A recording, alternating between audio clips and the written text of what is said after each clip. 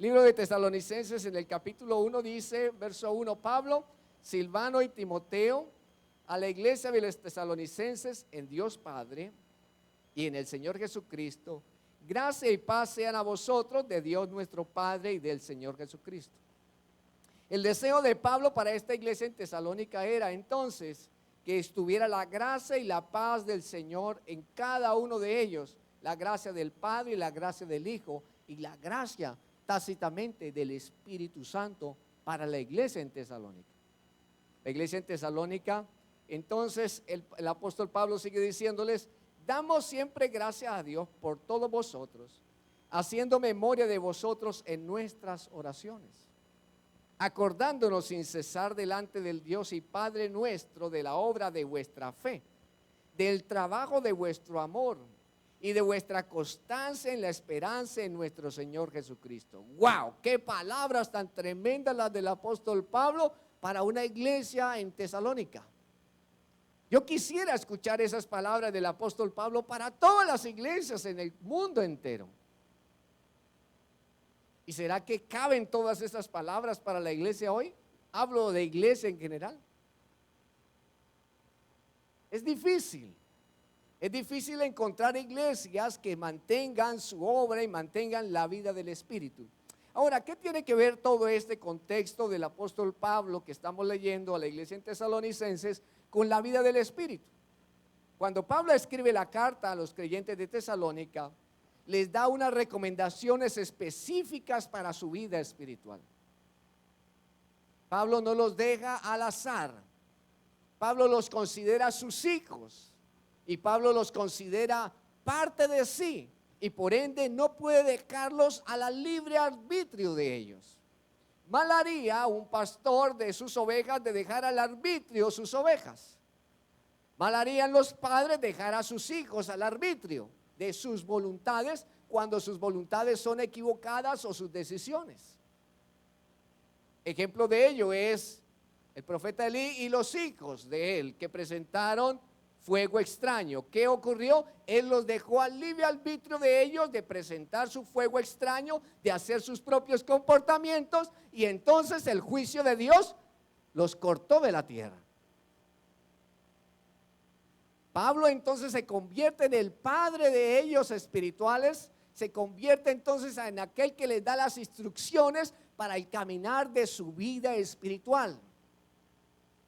El Padre Celestial nos entregó a su Hijo Jesucristo, Jesucristo nos entregó su palabra, el Espíritu Santo aviva esa palabra en nosotros, la inspira y nos recuerda siempre acerca de Jesús para que nuestros comportamientos, para que las recomendaciones específicas de la palabra creen en nosotros vida espiritual. Por eso Pablo está instando a la iglesia en Tesalónica a que tome las recomendaciones para mantener una vida sana espiritual. ¿Cuántos de nosotros, si hacemos una medición de 1 a 5, tenemos una vida espiritual sana? Cuando 5 es la mayor calificación. Tomaría entonces sentido las palabras del apóstol Pablo a la iglesia en Corinto, por allá en el capítulo 11, cuando dice, examínese cada uno de nosotros, examínese a sí mismos. Y no solamente en temas de la cena del Señor, sino de nuestra vida espiritual. Ahora, cuando Pablo entrega estas recomendaciones que son específicas para la vida espiritual, entonces también les está hablando de que estas recomendaciones también tienen que ver con la relación correcta con Dios. Porque si nosotros no mantenemos una relación correcta con Dios, entonces ¿qué clase de vida espiritual estamos llevando? ¿Aló? Entonces tenemos dos elementos. Uno, las recomendaciones para nuestra forma de vivir. Y dos, las recomendaciones para la relación correcta con Dios. Muchos de los trasfondos culturales, educacionales y de familia de cada uno de nosotros han sido en un contexto equivocado por múltiples razones que no vienen al caso. Pero esto han deformado nuestra fe, han deformado nuestra forma de relacionamiento con el Padre Celestial, en la manera de que somos sus hijos. Por ende, llevamos una vida equivocada. No es muchos de las personas que caminan y están dentro de los templos tienen una forma de vivir cristiana que no es nada de cristiana. No es una vida espiritual sana. Por ende, no hay fruto. Y dice el Señor, ¿cómo los conocerán? Por sus frutos los conoceréis. Entonces, cuando no hay una vida correcta, una vida espiritual correcta, nuestros frutos no existen porque la planta está enferma. Y si la planta está enferma, todos esos parásitos de ese arbolito, que pueden ser insectos o muchas cosas, se están comiendo las vitaminas del arbolito y entonces está entelerido. Y no va a dar nunca fruto hasta que sea sano. Hasta que él tenga un relacionamiento correcto de ese arbolito con la tierra o de esa persona con el cielo. La vida espiritual entonces en nosotros hace que nuestra vida tenga cosas específicas determinadas en nuestra vida para el crecimiento y un sano desarrollo, pero también para una relación correcta con Dios.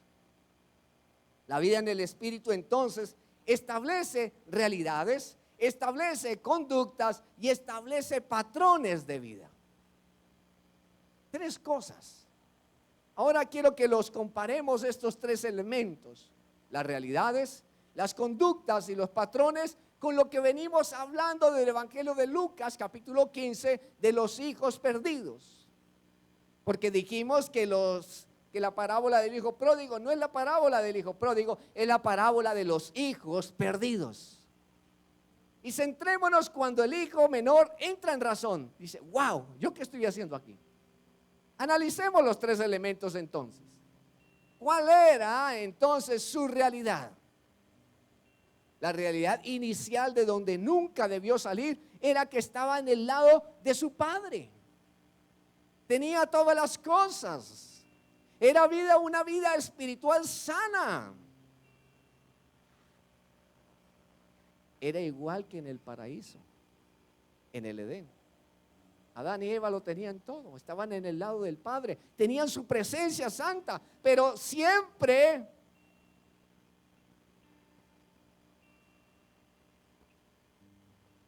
el hombre tenía esa garantía de la presencia de Dios, siempre, siempre.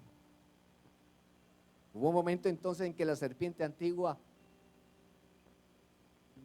sedujo los oídos de la mujer, el entendimiento de la mujer.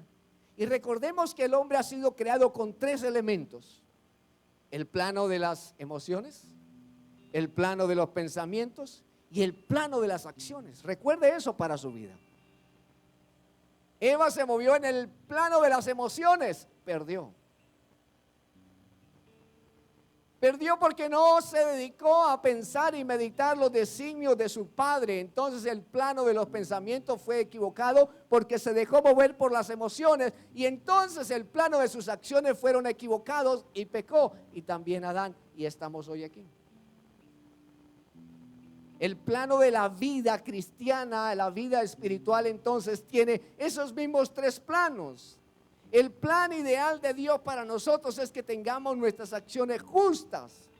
La palabra de Dios enseña en el libro de Apocalipsis ahí. ¿Y quiénes son estos? Y dices, estos son los que han salido. ¿Que han salido? ¿Por qué salieron de ahí? Uno, por la misericordia de Dios, pero también porque sus acciones al final fueron correctas.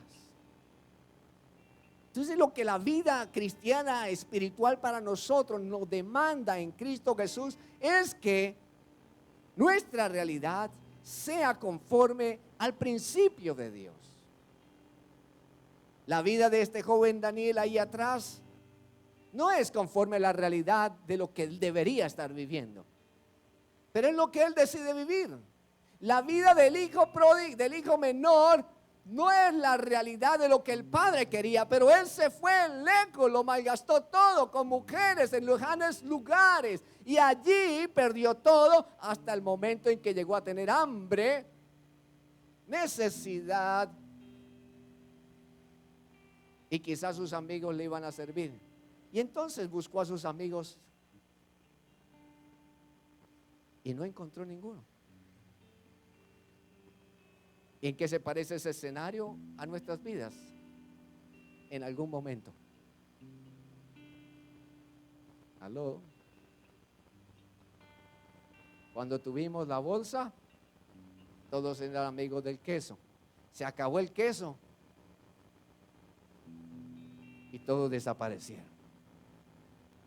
Pero vuelve la palabra a decirnos: más gracias sean dadas a Dios por su Hijo Jesucristo. ¿Cuánto damos gracias a Dios por su Hijo Jesucristo, que nos dio salvación? Entonces, la realidad de este hijo pródigo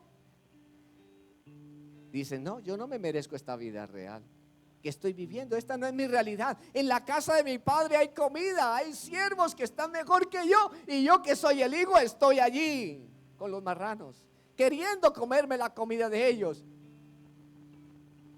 ¿Sabe que tenemos que, para llevar una vida espiritual sana, entrar en razón? Usted tiene que despertar del sueño y de esa realidad hipotética que está el mundo trasladando a su vida, a su espíritu, engañándole.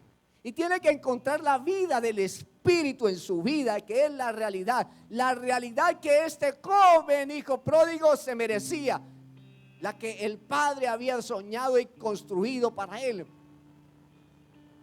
La realidad que el Padre y la persona de Jesucristo manifiesta para nosotros es esta. Y dijo: me tengo que ir, les dejaré el Espíritu Santo, pero voy pues a preparar un lugar para vosotros, para que donde yo esté, vosotros también estén conmigo. No es una realidad en el infierno, no es una realidad de esclavo del pecado, no es una realidad llena de enfermedades y tribulaciones y demás. Aunque en el mundo tendréis aflicción, pero confíen, yo he vencido al mundo. Pero yo estaré con vosotros hasta el fin. La realidad de lo que el Padre en la persona de Jesús tiene para nosotros es totalmente distinta. No es conforme a lo que dice Gálatas allá en capítulo 5 de las obras de la carne. Nos hemos equivocado y hemos pecado. El que esté libre de pecado, que tire la primera piedra.